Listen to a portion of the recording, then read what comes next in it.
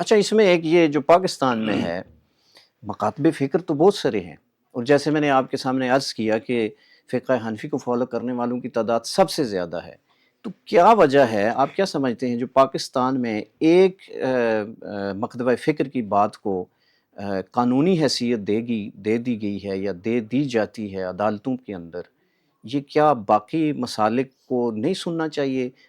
پاکستان کے اندر اسلامی نظریاتی کونسل ہے، دیگر بہت سارے ہمارے ایسے ادارے ہیں، تو کیا یہ باقی جو ہمارے مسالک ہیں کیا ان کے ساتھ زیادتی نہیں ہے؟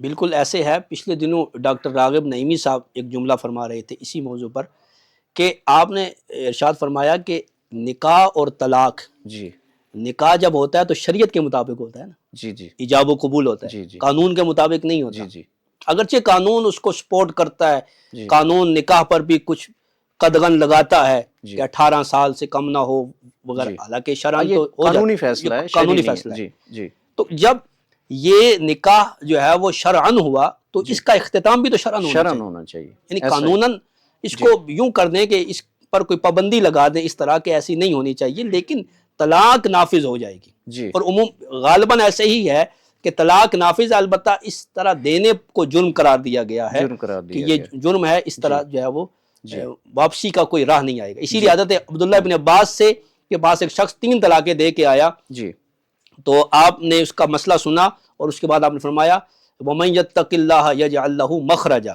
جی کہ جو اللہ سے ڈرتا ہے اللہ اس کے لیے راہ نکالتا ہے۔ تو اے جی بندہ خدا، تو تینوں دے کے آ گیا، تو طلاق دیتے ہوئے خدا سے نہیں ڈرا، اب جی میں تیرے لیے کوئی راہ نہیں پاتا۔